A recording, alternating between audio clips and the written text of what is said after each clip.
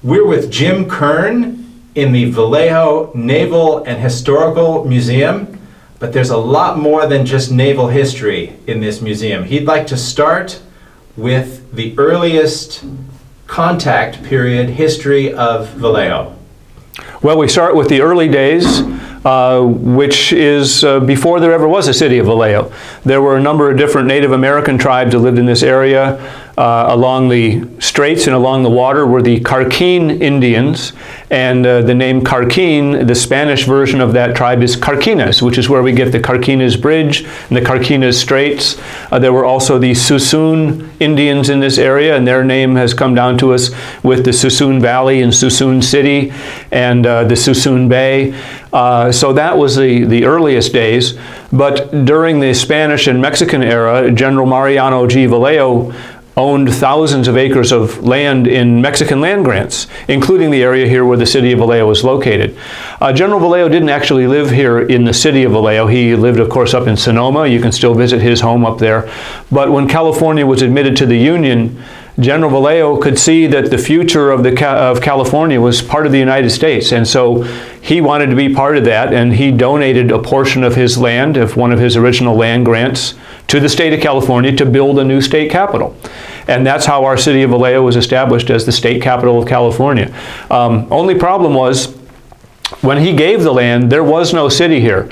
The state legislature voted to move to this new city of Vallejo, and they got here in 1852, and they discovered the city wasn't finished yet. So they very quickly started building some hotels and restaurants, and the Capitol building didn't even have any furniture in it yet. It's just a big empty building.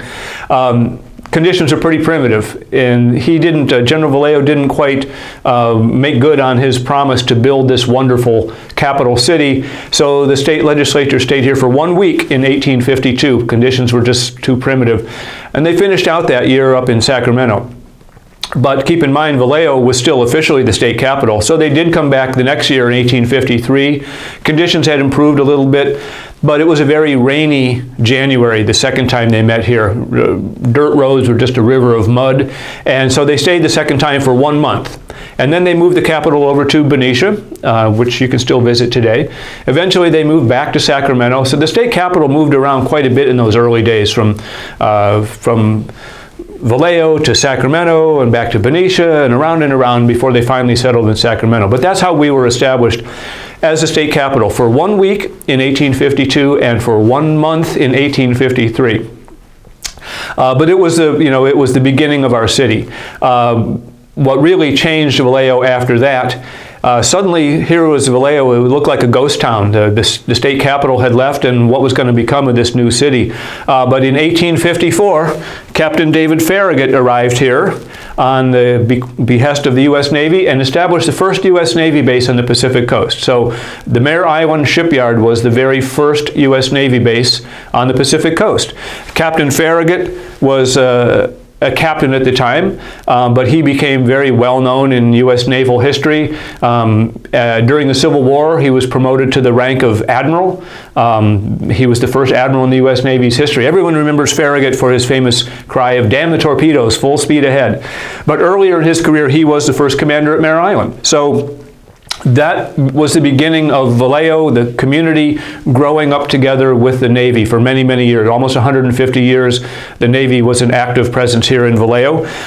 Captain Farragut got the whole thing started, but within a few years they started building ships. This is the first ship that was built at Mare Island. It was the USS Saginaw, named after the city of Saginaw, Michigan.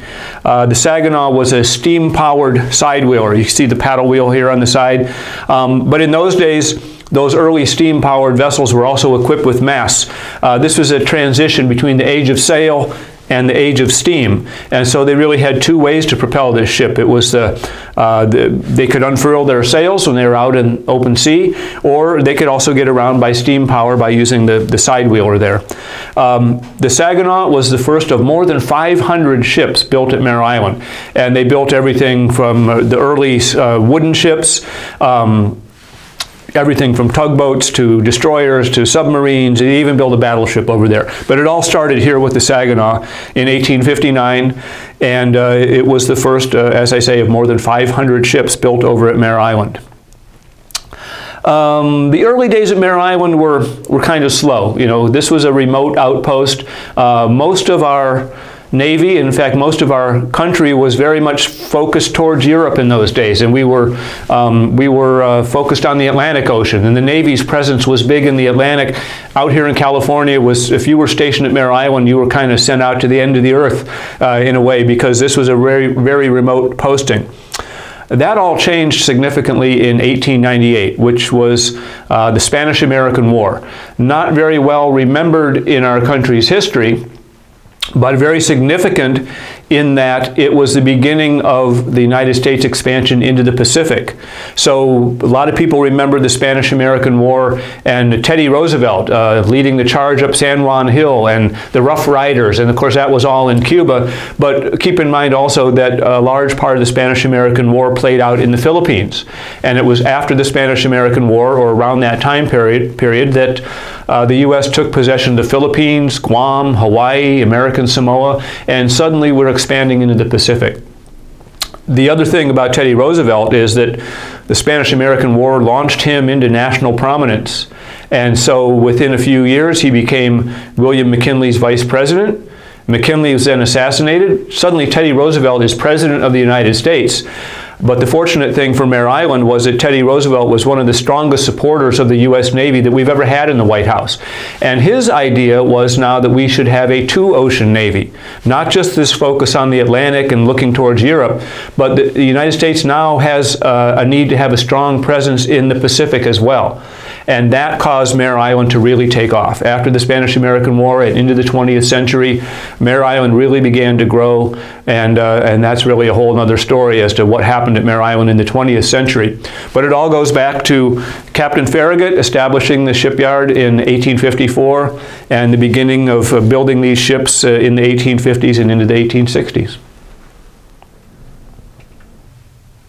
So one of the interesting features of the museum when you come in the front door and see our grand staircase, which is called the Staircase of Sea Power, is this quarter-scale replica of the USS Saginaw, which I mentioned was the first ship built at Mare Island. This is just a quarter-scale replica, and so you can really get an idea of how large a ship that was when you see this. You can imagine a full-size replica would come clear up through the roof and out to the front of the building. So we do have it reduced down. One interesting thing, of course, our museum gets a lot of school children who come to visit on class field trips. Sometimes little kids want to know, does the rest of that stick out through the wall out into the parking lot out and back? But nope, it's just a replica of the bow. But that was the first ship built at Mare Island, the first of more than 500 ships built at Mare Island, and it's a very imposing model there on the staircase. Interestingly enough, the model was built by retired shipyard employees from Mare Island. So these are people that had the real skills of how to build a ship, and they built the replica for us here. The Staircase of Sea Power also includes murals which depict a lot of the famous ships built at Mare Island, and also paintings of the various shipbuilding skills and trades and how they evolved over the years. But this is really sort of the eye-catching entrance to the museum, seeing the model of the Saginaw. An interesting story about the Saginaw. She was launched in 1859 and then patrolled all throughout the Pacific, over to Asia, up through Alaskan waters, and around Hawaii. And in the early 1870s, the Saginaw was wrecked on a reef out in the Pacific, a very remote reef that's today known as Ocean Island. And there was no other shipping in that area, no other ships coming by. They looked like they were stranded. They did manage to survive. All of the crew members came ashore, and they salvaged what they could from the wreck of the Saginaw, and then they decided they needed to go for help. So they chose 5 men to get in a small boat, the lifeboat from the ship, and they were going to head off towards Hawaii to try to get help. Hawaii was more than 1,000 miles away. So they set off in this boat, which had been rigged over with some tarps to cover it to protect them from the elements, and set off for Hawaii, not knowing whether they could make it or not. And these 5 men did make it to Hawaii, and unfortunately one of them did die during the voyage. But as they're coming up, 4 survivors, they're coming up onto the surf in Hawaii. They finally reach land, they can get help, send a ship back to rescue their crewmates. As they're coming up onto the surf, the waves whipped up, flipped the boat over, and drowned 3 of the remaining 4 men right there on the beach in Hawaii. 1 man survived. His name was William Halford. He was later awarded the Medal of Honor. The one survivor was able to go ashore in Hawaii, get help, go back and rescue the other crew members. And so the remains of the ship are still there in Ocean Island in the waters, but all of the crew members survived except for those that went for help. And the ironic ending of drowning there in the surf just as they were coming up onto shore to get help after that long 1,000-mile voyage in this small boat, and the irony of them dying right there as they were that close to getting help. It's a fascinating story, but it kind of underscores what life was like in the Navy in those days. It's not like today with modern communications where you could dial in your GPS and send out a call for help and they'd be right there within a few hours to help you. If they hadn't gone out for help on their own, they would have it might have been months or years before anyone discovered where they had finally wrecked. It might have been months before anyone even realized they were missing at that point because they were patrolling some pretty remote parts of the Pacific. But those are some of the fascinating stories that we tell here at the museum. And we hope people will come and learn about Mare Island's history and learn about Vallejo's history. We're not just the Naval Museum, but we tell all of the stories of Vallejo from the early days as the state capital and the involvement of General Vallejo and the founding of the Navy right up to the present day. This is this is Francisca Benicia Carrillo de Vallejo, General Vallejo's wife. And she is an important part of the story. She is from a very old San Diego family. And when General Vallejo was stationed, he was born in Monterey and was later stationed at the Presidio in San Francisco. He, of course, was back and forth all across California. And this was the woman that he saw and wanted to make his wife. But he had to petition the Mexican government to get permission to marry her because he was a professional soldier at that time.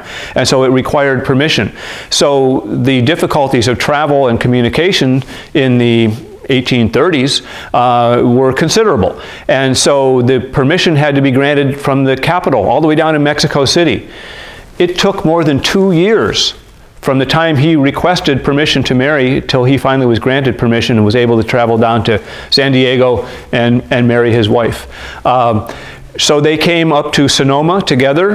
General and Mrs. Vallejo had their home in Sonoma, and General Vallejo was commander of the Sonoma Barracks, and of course the Sonoma Mission is located there. And they raised a family there. They had 16 children. In those days, of course, infant mortality was much higher. 10 of them survived to adulthood, but imagine a family of 16 kids, all those kids running around the house at the same time, so it must have been pretty hectic. But she is, again, an important part of the story. And our city of Vallejo is named after General Vallejo, but as I mentioned earlier, he did own thousands of acres in Mexican land grants, all of the area around here where the city of Vallejo is located, and another nearby city that he decided to name in honor of his wife. Her first name was Francisca. And during the gold rush, that was a little bit confusing because we already also had San Francisco. So instead of naming the new city Francisca, they named it Benicia in her honor. So our nearby neighbor city of Benicia was named after Mrs. Vallejo. This portrait is displayed here in the museum's Heritage Chamber. The museum building was originally the Vallejo City Hall, and it was built in 1927. Our Heritage Chamber, which is our theater, is the old City Council chambers, and the exhibits in this gallery are always devoted to the contributions of women in Vallejo's history. We change the portraits around periodically. We may be featuring women of the Vallejo family, but we always feature the contributions of women in our city's history, which of course have been considerable over the years. Many women from very diverse backgrounds have made contributions. There is a women's service organization, Seroptimus International, which provides financial support to the museum specifically for exhibits and programming in the auditorium here, focusing on contributions of women. And we're proud to feature Benicia. One of the other women featured here in the museum auditorium is Adela Vallejo. She was one of the 16 children of General and Mrs. Vallejo, and she was one of the children that actually ended up living here in the city of Vallejo. 4 of General Vallejo's children ended up living here in the city of Vallejo. Her older sister, whose name was Epiphania, she went by Fanny, she married a man named John Frisbee. And it's John Frisbee that we really think of as the real founder of the city of Vallejo. General Vallejo donated the land to build the new city, but he sent his son-in-law, John Frisbee, to kind of lay out the plan of the city street. And John Frisbee was also involved in attracting new business to the community, and was very instrumental in working with the Navy to establish Mare Island, and he donated land to build our first public school, for example, and many of the early churches were built on land donated by John Frisbee. John Frisbee was married to Fanny Vallejo, and her sister, Adela, was married to John Frisbee's brother, whose name was Levi Frisbee. So the 2 Vallejo sisters married the 2 Frisbee brothers. Levi Frisbee, her husband, was the first doctor in Vallejo. And so it was, in a way, it was a family of firsts. The founder of the city after General Vallejo, the first doctor, the eldest and the second daughter of the Vallejo family. And so Adela made her home here in Vallejo, as well as John and Fanny Frisbee lived here in Vallejo, and 2 of the sons of General and Mrs. Vallejo, Dr. Platon Vallejo, and the oldest son, whose name was Andronico, lived here in Vallejo as well. So 4 of the Vallejo children ended up living here in the city of Vallejo. We're now here in the museum's South Gallery. We were previously upstairs in the Saginaw Gallery, which is devoted to the history of the Navy in the San Francisco Bay Area and to Mare Island specifically. But we are the Naval and Historical Museum. It's not just the Navy's history and not just the Mare Island story, but also the history of the city of Vallejo. Here's a portrait of General Mariano G. Vallejo, for whom our city was named and who was so influential in the early history of the state of California and that transition from the Spanish and Mexican era up to statehood. He was the founder of our city. And so we tell his story here in the South Gallery, and we tell a lot of other stories about the city of Vallejo. It might be a display about early medicine, or about early politics, or some of the early businesses, or our school district. Here you see some of the old tools that have been donated to the museum. And it's very much a museum based on community support. You see the thousands of artifacts that we have here, and they are all things that were donated by Vallejoans who want to see their community's history preserved. And the support comes financially as well. We're a nonprofit organization, like many small museums, and for many years we received financial support from the city of Vallejo, but as so often happens, not just in Vallejo, but all over the United States, when government does some belt tightening, unfortunately, it's often the arts and culture that are the first to be cut. We're lucky that the funding has come back, some of it from the city of Vallejo, but we really still receive the majority of our funding from the community, from the public, from our visitors. And that might be in the form of memberships, it might be in the form of attending one of our fundraisers throughout the year, it just might be in the form of a donation, but it's really the way we keep the doors open and keep our volunteers working hard and our small paid staff. And we provide a lot of services that people might not be aware of. We're a museum, of course. People come to enjoy the exhibits and they see all of these fascinating artifacts that tell the story of our city. But behind the scenes, there's a lot of research that goes on. People are always contacting us about the genealogy. My great-grandfather lived in Vallejo. Can you tell me where he lived or what he did? Or my uncle served in the Navy. Can you tell me about the ship that he was on? We just moved to Vallejo. We bought one of the old Victorian homes, and we want to find out who built it, when it was built, and who used to live there. So a lot of that behind-the-scenes research is performed by our volunteers, and we have the experts on Vallejo history. We have lifelong Vallejoans who really love their community and know these stories, and they can help with those research questions, and this is the only place you're going to get those answers.